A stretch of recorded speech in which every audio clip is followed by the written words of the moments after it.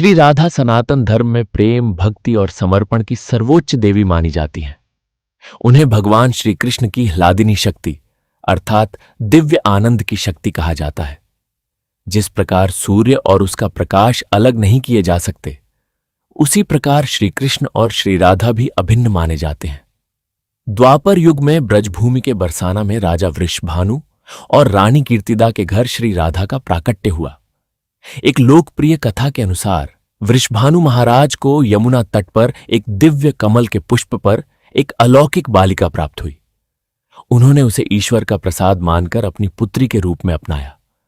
दूसरी मान्यता के अनुसार श्री राधा स्वयं गोलोक धाम से भगवान श्री कृष्ण की ह्लादिनी शक्ति के रूप में पृथ्वी पर अवतरित हुई थीं।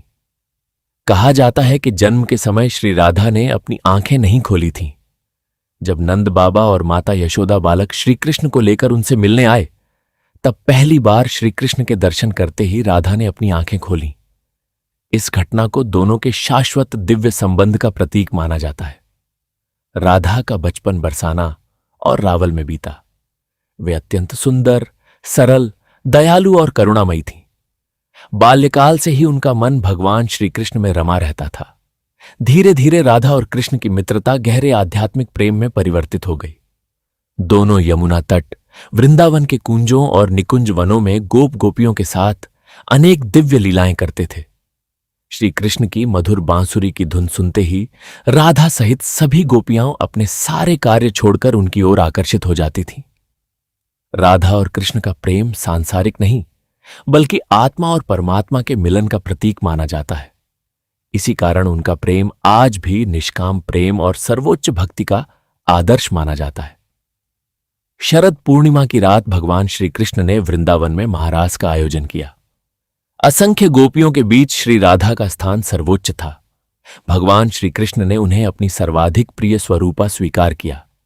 इसीलिए उन्हें रासेश्वरी और कृष्ण प्रिया जैसे दिव्य नामों से भी संबोधित किया जाता है। जब भगवान श्री कृष्ण को कंस का वध करने के लिए मथुरा जाना पड़ा, तब श्री राधा के जीवन में विरह का आरंभ हुआ।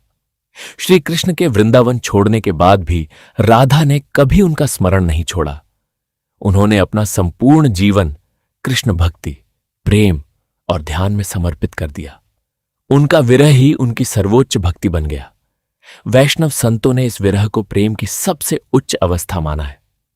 मथुरा और द्वारका में रहने के दौरान भी भगवान श्री कृष्ण के हृदय में राधा का स्थान सदैव सर्वोच्च रहा। भले ही दोनों का बाहरी मिलन नहीं हुआ, किंतु आध्यात्मिक रूप से वे कभी अलग नहीं हुए। यही कारण है कि आज भी भक्त राधे कृष्ण नाम का एक साथ स्मरण करते हैं।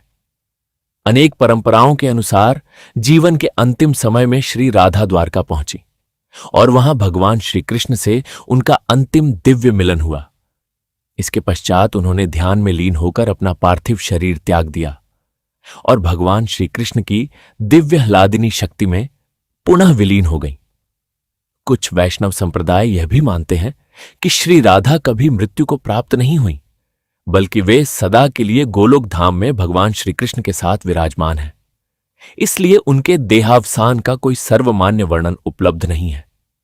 श्री राधा का जीवन केवल एक प्रेम कथा नहीं, बल्कि पूर्ण समर्पण, निष्काम भक्ति, करुणा, त्याग और दिव्य प्रेम का अमर संदेश है। उन्होंने संसार को सिखाया कि ईश्वर तक पहुंचने का सर्वोत्तम मार्ग निष्काम प्रेम, अटूट विश्वास और पूर्ण समर्पण है। यही कारण है कि हजारों वर्षों बाद भी श्री राधा करोड़ों श्रद्धालुओं के हृदय में प्रेम, भक्ति और दिव्य कृपा की शाश्वत अधिष्ठात्री देवी के रूप में विराजमान है।